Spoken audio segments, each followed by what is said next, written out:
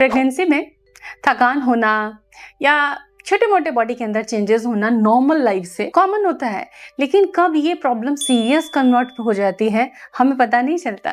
तो मैं आज इसी डिफरेंस को, ये जो डिफरेंस आ जाता है और आपको लगता है कि हाँ थकान तो होती है या ये सिम्टम तो होता है, ऐसे 5-6 कुछ सिम्टम है, इजी सिम्टम्स हैं, हर प्रेग्नेंट वुमेन को लगभग होते हैं, थोड़े टाइम के लिए, ज्यादा टाइम के लिए, लेकिन कब ये डेंजर साइन में कन्वर्ट हो जाते हैं आपको नहीं पता चलता और इसका असर आपके बच्चे के ग्रोथ पर पड़ता है। तो आइए इस डिफरेंस को हम समझते हैं और इसको कैसे हैंडल करना है, इसकी टेक्निक को समझते हैं, और वो भी पूरे साइंटिफिक तरीकों से।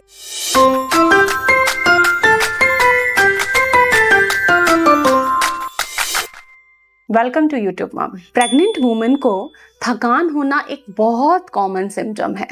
क्या आपके साथ ऐसा होता है? आप कमेंट सेक्शन में अपने थॉट्स खुलकर शेयर कर सकती हैं, क्योंकि यहाँ बहुत सारी मॉमीज अपनी बात रखती हैं और अपनी प्रॉब्लम पे डिस्कस करती हैं, तो ओपिनियन एक्सचेंज होते हैं।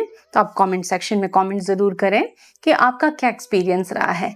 लेकिन अगर आपको थकान ऐसी हो कि आपको अपना जो बेसिक काम करना है उसको करने की ताकत नहीं मिल रही, दोनों हाथ ढीले पड़ गए हैं, लग रहा है कि हाथ तो मैं उठा ही नहीं सकती, कुछ छोटा मोटा सब्जी काटने, चपाती बनाने जैसा काम भी नहीं कर पा रही हूँ, पैर सुन्न हुए जा रहे हैं कि नहीं मुझसे तो चला नहीं जाएगा, कि मैं तो उठ के काम नहीं कर पाऊंगी आज, और आप रेस्ट में पड़ी रह जाती हैं।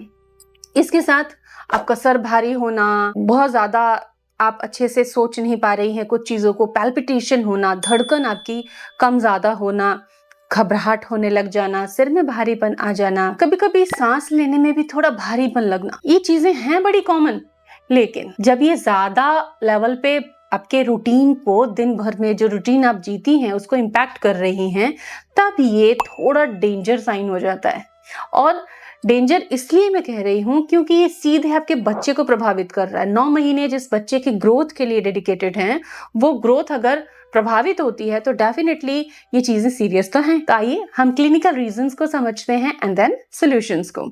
सो एक्सेसिव टायर्डनेस, क्या रीजन हो सकते हैं अगर आपको इतने सारे टायर्डनेस के सिम्टम्स लग रहे हैं? नंबर 1 है आयरन डेफिशिएंसी।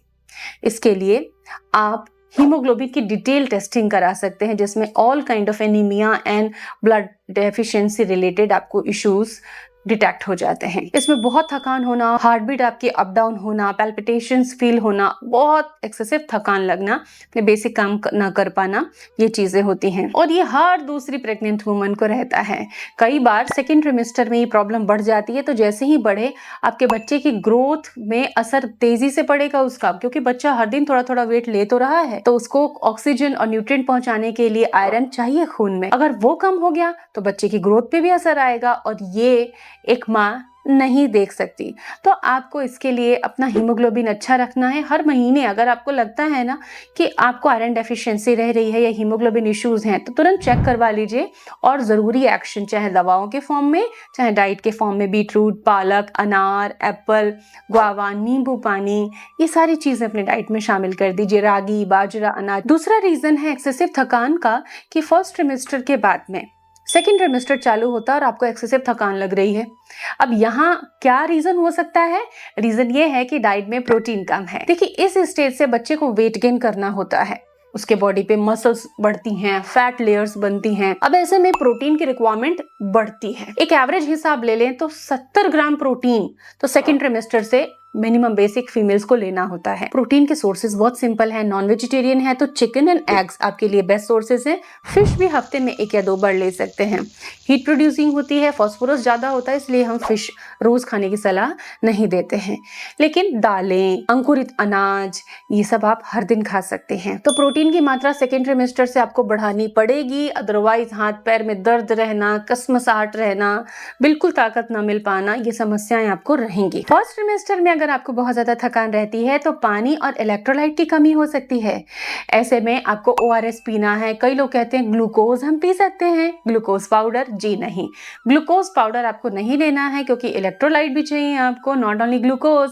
यहाँ आपको ORS लेना है या घर में नमक, शक्कर, नींबू का घोल बनाकर आपको पीना है। सेकेंड ट्रिमेस्टर से आयरन प्रोटीन के केसेस लागू होते हैं, क्योंकि वहां उनकी रिक्वायरमेंट बढ़ती है, तो आपका इंटेक और सप्लीमेंटेशन बढ़ना चाहिए। चौथा जो प्रॉब्लम है कि एक्सेसिव थकान क्यों है, छठे सातवें महीने में अगर आपका जेस्टेशनल डायबिटीज का स्क्रीनिंग नहीं हुआ है तो जरूर करा लीजिए, क्योंकि कई बार जेस्टेशनल डायबिटीज की वजह से भी बहुत थकान लगती है और ना ही आपका शरीर काम करता है और ना आपका दिमाग काम कर पाता है। तो जेस्टेशनल डायबिटीज की स्क्रीनिंग 24 से 28 हफ्ते के बीच एक बार आप जरूर करवाएं। थायराइड डिसऑर्डर्स, कई बार थायराइड डिसऑर्डर जो होता है बॉडी में, हालांकि आप उसकी टेबलेट अगर ले भी रहे हैं तब भी कई बार उसके लेवल्स फ्लक्चुएट हो जाते हैं, तो डोजेस रिवाइज करनी पड़ती हैं।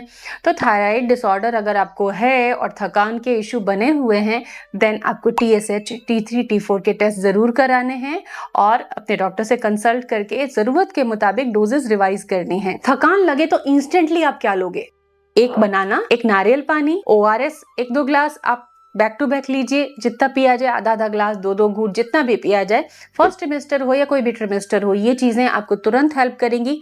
कोई भी स्वीट फ्रूट जैसे कि चीकू आप ले सकती हैं, अनार आप ले सकती हैं, चुकंदर का रस, मौसमी का रस, ये चीजें आप ले सकती हैं, लेकिन ये पैकेज्ड नहीं होना चाहिए, ये घर में बना हुआ होना चाहिए। कभी भी एक्सेसिव थकान लगने पर इंस्टेंट एनर्जी के लिए मीठे की क्रेविंग अगर हो तो आप उससे बच के रहें। कोल्ड ड्रिंक, मिठाइयाँ, लड्डू, बर्फी, पेड़े, इनको न लें। आप खजूर खा सकती हैं, आप दाल का सूप ले लीजिए, दाल बना के ले लीजिए। अदरवाइज एनर्जी की पूर्ति करने में और चक्कर दूर करने के चक्कर में आप अपना दूसरा प्रॉब्लम क्रिएट कर लेंगी। तो प्रेगनेंसी में ध्यान रखें कि आपको जो भी प्रॉब्लम हो उसके लिए इस चैनल पर गाइड अवेलेबल है।